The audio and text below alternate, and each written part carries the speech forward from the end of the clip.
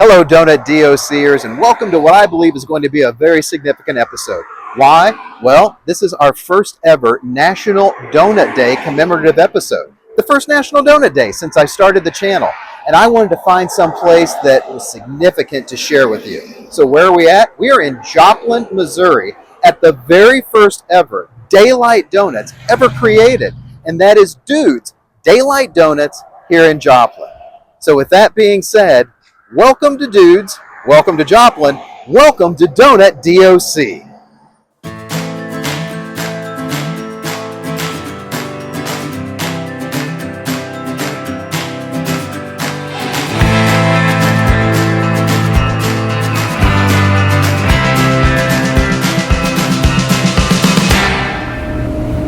Hello, Donut DOCers, and may I say, Happy National Donut Day. That's right, we are actually going to be dropping this episode on the first Friday of June, which is always National Donut Day, a big celebratory day in my house. Now, I have with me a very special guest who we have known each other now for almost 25 years. Is that long? Oh, it's that long. Yeah, it absolutely is that long. So I'll let you go ahead and introduce yourself. Hi, I'm Angie Stringer. In those, what, you were going to say something else? I was, but that's okay. Go ahead. I was just going to say, in those 25 years, we've known each other in a variety of capacities. Yes. And I got to admit something, Steve. I didn't really like you at first. I know you didn't. You have shared that with me as well. In fact, we try to make this a family-friendly program, so I won't tell you what she originally called me. But I would say we have surpassed that, and we've overcome that deficit. Obviously, my first impression was completely wrong. Well, I don't know. To know you is to love you. Oh, thank you. Well, I don't know that it was completely wrong, but okay, we'll move on. So we are going to go ahead and get started, and I tell you exactly where we're at. We are at Dude's Daylight Donuts in Joplin, Missouri. Now, you may have a Daylight Donuts near you, and it wouldn't surprise me if you did, because there are over 1,000 Daylight Donut locations and over 440 Daylight Donut franchises. But here's the interesting thing. Dude's here in Joplin was the very first Daylight Donuts ever, created in 1954. They're coming up on a 70-year anniversary. So we got to be a part of this. I mean, the very first, that's to me where we need to be spending our National Donut Day. That's some great history. And if you think about that, I love donuts so much. And I think part of my appreciation is for the art that goes into making them. Yes. Because I could never do it, because I was talking to the owners here, and I asked them, what time do you have to get up in the morning? Steve, 3:30 in the morning is just, I'm getting some good sleep at that time. Yeah, exactly. Not thinking about donuts. Well, I'm dreaming about donuts, but I'm not actively thinking about, how I can contribute to society by bringing the world donuts. Yeah, exactly. Yeah. Okay, so we've got quite the selection here for you today. And what we'll do is we'll talk a little bit as we go through our selections, of course, and give you a little bit more history about Dudes as well. But Angie, you want to go ahead and pull out your first choice? Yes, I have an affection for chocolate Long Johns. Okay. And when I say Long Johns, that's just to be clear, that's no filling. Because I do not do filling. I have the palate of a 6-year-old, and so we don't want filling or goop. So, goop, you are killing my soul right now. So, I will say this, it's a good thing we know each other and have had the history that we've had with each other, because else, based off of what you just said, I would have had some major trust issues, I gotta say. Don't really trust people that don't like filling in their donuts, but that's beside the point. So, what I've got here is actually I shouldn't say it's the foundational donut. It is a glazed donut. Now, what makes Daylight Donuts so unique? Based in Tulsa, Oklahoma, and it's still a privately held company, family-run company, so I don't really have any data on them as far as some of the particulars. But what they did in 1954, The creator of Daylight Donuts, Tommy Day, and his wife Lucille actually came up with what they felt was a better flour mixture that made it a lighter texture and also more flavorful. So I'm going to suggest before we even bite in, let's take a smell on our donuts. What are you getting on your end? I do smell that flour base. But I get a little hint of chocolate decadence. Well, Mine. yeah, with yours you would. There's a whole slathering of chocolate on top. For me, it's really more vanilla notes. But I gotta say, you start to elicit that mouth-watering sensation. It's like, okay, that smell just triggered it. Now I know what's gonna come next. So Carbs will do that to you. carbs will do that to you. Absolutely. So, cheers. Cheers. Here we go.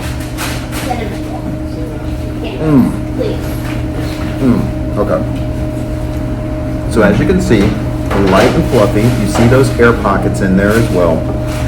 I gotta say, that is just a very light donut, and certainly not big like some of these donuts can be. But with that glaze on the outside, it really does a nice job of that sugar hitting those taste buds and hitting that palate. But the vanilla or that whatever it is in that mixture that is just so darn good. And I'm going to say something that I don't usually say. This would be a great donut without the glaze. You know what? I would probably like to try that. Yeah. You want to take a bite? Yeah. Okay. I do. You know what I appreciate about the donuts that we have here? Yes. Let me see.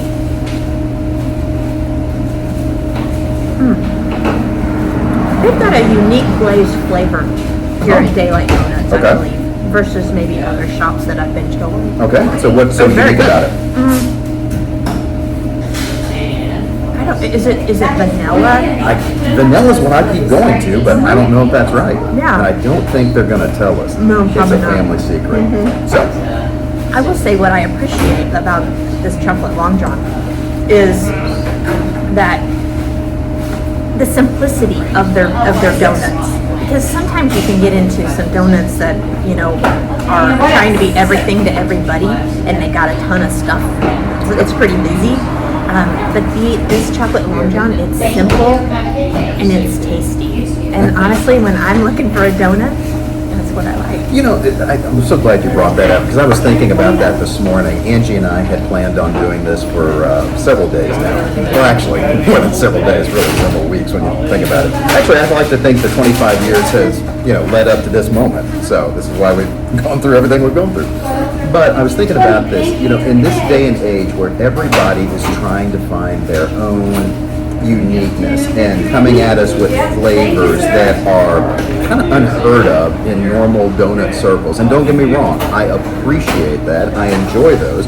We've featured some in the past. We'll continue to feature some in the future. But it's this simplicity of this is just a good, wholesome, quality donut. And while everybody is out there trying to find themselves, has been here now for almost 70 years, providing the same consistent donut time and time again. So, kudos. I would offer you some of mine, but You have really decimated that thing. I've bitten off each end. Yeah, So. and I think we also agree it's against my religion to have any sort of long john that has no filling in it whatsoever. So, okay, let's go ahead and move on to our second donut. What was your second choice? Well, you know what? In speaking with the glaze, keeping with the glaze, I honestly prefer my glazed donuts in donut form. Yes. Because these are perfect because when you're driving home with your box of donuts, you don't have to wait till you get home and worry about taking and making a mess if you get in the bag. It's a donut hole. All in one bite. Right, right. That was beautiful. And when you ordered those, how many of those did you order? Just one. You ordered just one donut hole. Angie did. So what's your next choice? I would like to try, again, I love chocolate, a chocolate cake donut, and I will tell you, anywhere I go, this is on my radar. Okay, so you did chocolate yet again. Yeah, I did. Twice. Thank you. I'll share. Oh, this time she's going to share. Thank you, Angie. There you go. Thank you. Okay, so I will say with this one, the chocolate's going to be a little heavier on the glaze than what the orange was, and that's fine. This one's also just a little bit bigger as well. Let's dive on in.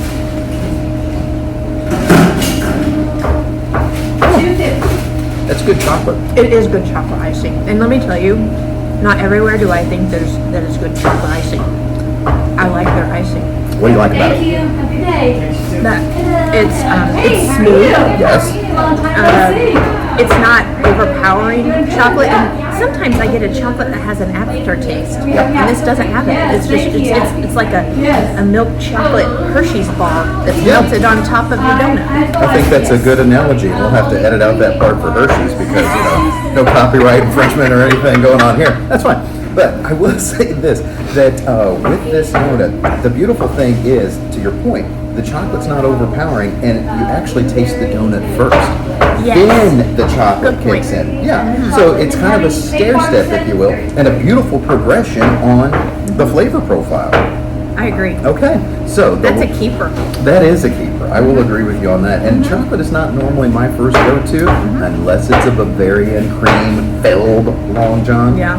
Filled, but anyway, beside the point. So here's our last donut, and this one is a blueberry cake. Now, I want you to take a look at the glaze on the bottom. Look how the glaze has collected, and those just make some beautiful sweet pockets. I mean, this is, I gotta tell you, I'm a fan already of this. There you go.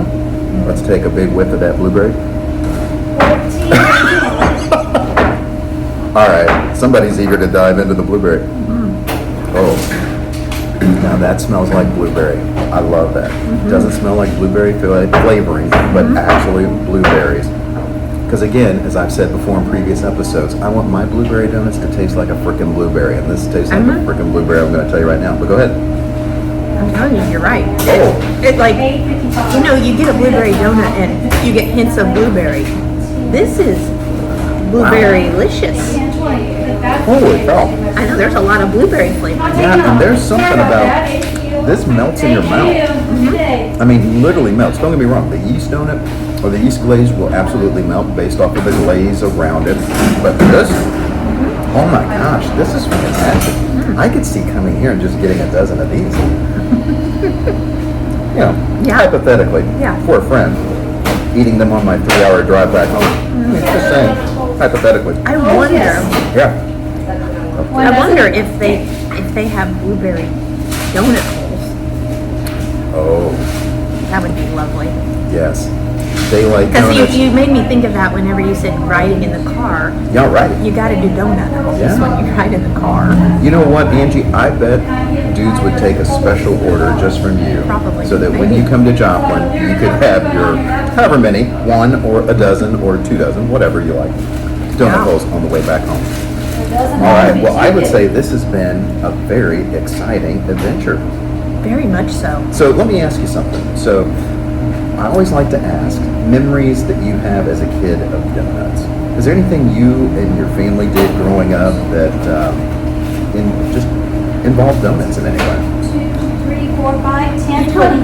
Thank you. I wasn't a big breakfast eater growing up, unless it was a donut. Oh, And so, whether it was before school or on the weekends, I ventured to the donut shop, and I didn't discriminate because sometimes it was a convenience store, sometimes it was a donut shop. Of course, the donut shop you get a little more appreciation for the good flavor and the quality of the donut. But thank you for saying that while we're in the donut shop. yes, I was gonna say it is, but it just goes to show you my love of donuts. And So it knows no bounds.